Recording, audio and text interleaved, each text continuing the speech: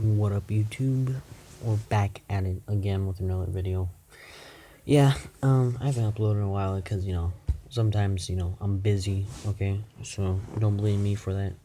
I'm just joking. But anyway, guys, yeah, we're gonna be reacting to a scary story, as you guys can tell by the title. And we're gonna be reacting to 7 emergency responder stories, okay? Includes all different types of jobs that has to do with that. So let's get right into this video. Yeah, by Corpse Husband, just in case you guys want to know who he is, but let's get right into the video. Before the video begins, I'd like to state a few things. This video contains some very disturbing and violent stories coming from emergency workers such as EMTs, paramedics, firefighters, 911 operators, etc. I ask that you please respect them in the comments, as these were very traumatic experiences for them. I hope that this video spreads awareness on how hard their jobs are and has some lessons for you to take with you. If you can't handle extremely gruesome stories, this may not be the video for you. That being said, let's begin.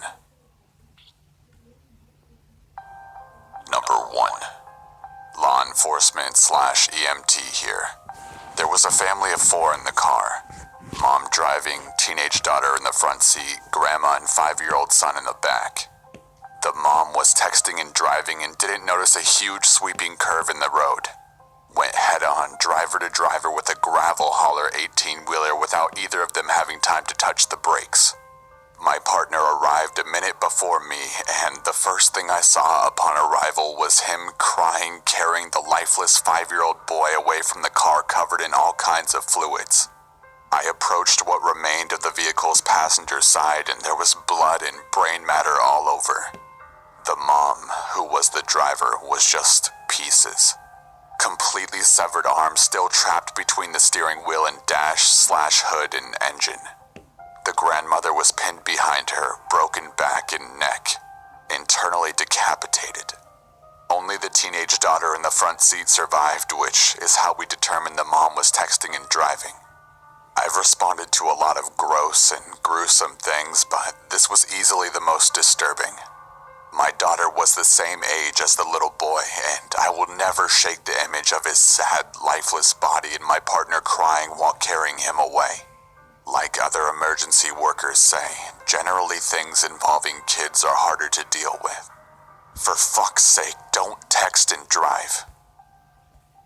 Wow, guys, that was more traumatic than I thought it was gonna be. Wow, Jesus Christ, I see what type of video this is now. Yeah, don't text and drive. It doesn't, you're gonna die. No, I'm sure. You could die, though. You have a better chance of dying in a car crash, obviously, so I don't think texting is worth your life, really, or your children's, or whatever. I don't know, but let's get right back into this video. Number 2. I was a dispatcher for 10 years. When I think of one of my more disturbing calls, a couple comes to mind. There was an elderly man who called and said, "I've killed my wife. I'll be in the backyard when you get here." And then he hung up. Turns out, his wife was terminally ill and she wanted to die, so he shot her. Then he walked into the yard to shoot himself because he couldn't live without her. This was both the most romantic and tragic thing I've ever heard. Wow. One sec. Okay, if you guys are thinking, is this dude gonna pause video every time after? Not every time, but on shit like that, I hear, yeah. What the hell? These stories are more fucking. They're scarier because they're dead. There's no chance of survival, they're just dead. It's fucking traumatizing. Number 3. Paramedic here. It's 11:30 at night and we get a call for a pregnant lady experiencing cramps and vaginal bleeding. Great. We get on scene and we find this lady standing in her driveway, shaking, pale, and altered. She wouldn't answer any of my questions and no one else was around. I figured she lost a lot of blood, and once we got her in the ambulance, I used a Doppler to listen for fetal heart tones. Nothing. I told my partner that I was going to check inside to see if anybody else was in there, so I grabbed a flashlight and headed towards the open garage. I noticed a lot of blood trailing inside, so I followed it, turning on house lights as I go. It led me through the garage, the kitchen, the living room, and into the bathroom where the only light in the house was already on. I called out, "Paramedics, anyone here?" No answer. I opened the bathroom door and I see the blood trailing towards the toilet. Right next to the toilet was a miscarried 28 to 32 week fetus. It smelled horrible and I suddenly felt really freaked out. I remembered that mothers tend to still require bonding time with their kid after a miscarriage, so I picked the kid up and put the body in the bag. Then I returned to the ambulance. Once inside, my partner had started fluids on the patient and I told him what I had found. We decided to just hit the road and get her to the hospital and en route. She didn't say anything for a while. Finally, the mom looked at me and simply and quietly asked if she could have her baby. I said of course and handed her the dead fetus, still in the bag. She teared up and held it tight for the rest of the trip. I just sat there, quietly observing her vitals and holding her hand. Sorry for pausing it. I just want to say that, but miscarriage. Damn, that's actually pretty sad though. Wow. I wonder, like, how. It doesn't really matter. It's a miscarriage and it's sad, so. Number 4. Passengers, keep your seatbelt. Guys, one sec. Okay, guys, I'm back. Yeah. I'm sorry if the video's like, audio's kind of bad, but it's better than it was when I was reacting to that dance video. Yeah, let's fucking get back to the video. On and your feet on the floor. Seriously, this is the only call I've ever projectile vomited on. There was a husband driving, and his wife was in the passenger, and her feet were in a squatting position on the dash when they were rear-ended and shoved into a boat trailer. Her left femur turned to powder when it made contact with her left shoulder, shattered both her tib and fib. Also, her scapula and her leg actually ended up looping over her shoulder, and her foot and ankle was resting between her back and the seat rest. At first, I thought it was a scarf. I was wrong. Her right knee managed to get shoved back directly into her jaw and knocked out all of her teeth, shattering her jaw and splitting it in 2 directions. Her tongue and major mouth and neck muscles were halfway swallowed and then attempted to be thrown back up again. My partner's in the back seat holding her head still while I'm throwing a collar on her, planning a tracheotomy to help her breathe. I'll never forget her eyes and head shaking, like everything in her was trying to reboot and figure out what the fuck just happened. We were trying to punch a breathing hole, but her hyoid bone was fragmented everywhere. We all kinda sat there for a second trying to make her comfortable as she had some last thrashes and passed. EMTs worked their asses off while trying to get you to the ER. We pretty much just drag you out of the car, secure you in the ambulance, and get going. Your best chance is our speediness.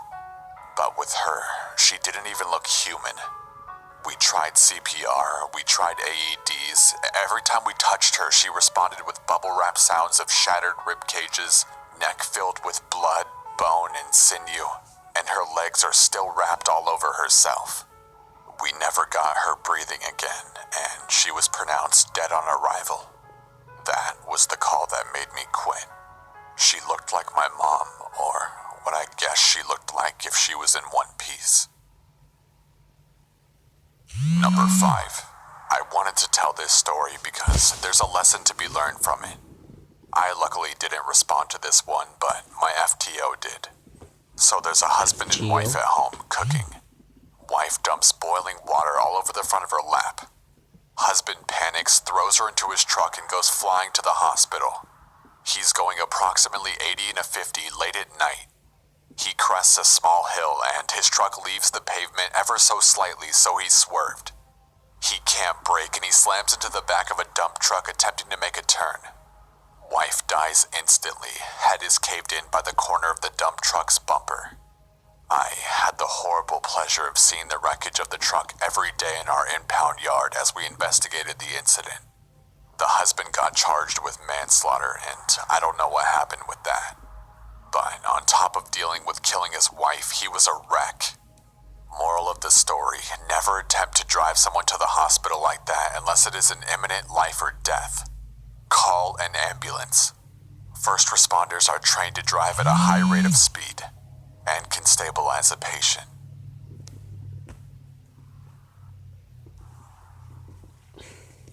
Number 6. Whoa. Okay, one sec. Wow, that's actually pretty sad. Wow, I can't even. I don't even know what to say. Like, what the fuck? It's pretty sad. He tried to save. He tried to get her to the hospital, but he ended up actually fucking killing. Oh my god. It's pretty sad. Wow. Dude, these stories are so fucking shocking. Oh my god, dude, they're scary. No, they're scary, but like, wow. They're just This was unbelievable when I too. was still on placement for being a paramedic. We got sent to a sketchy hotel / low-income building for a check the welfare, funny smell coming from the room. So we get to the dodgy apartment and head upstairs to the room with the little Chinese landlord. On the way down the hall, the smell hit you. Like a dead rotting flesh kind of smell. So we get to the room, landlord unlocks the door. The door won't open, so he had to body check the door open. There was knives jammed into the door frame to keep the door wedged shut, which we thought was a little sketchy. We decided to wait for the police before we entered the room. So we were waiting and we could see that the bathroom is right next to the entrance and there's a tap running. So me and my partner basically say, fuck it, let's go check it out. So we head into the apartment, drug paraphernalia everywhere. We turn into the bathroom, find the bathroom sink that was running and a lady in the bathroom. She is green, like Hulk green, bloated, skin rotting, smells like death, clearly had been dead for at least a week. That was definitely one of the most memorable, disgusting calls I've ever been on. I ain't never going to a sketchy motel, like a hotel, motel, whatever. Fuck that shit. If I'm ever going to a hotel, it's at least being a 4-star. Like, not fucking no sketchy ass. Okay, what the hell? Green? Oh my, how does no one notice that for a week? Or how do they not, like, respond to it for a week? Like, what the hell?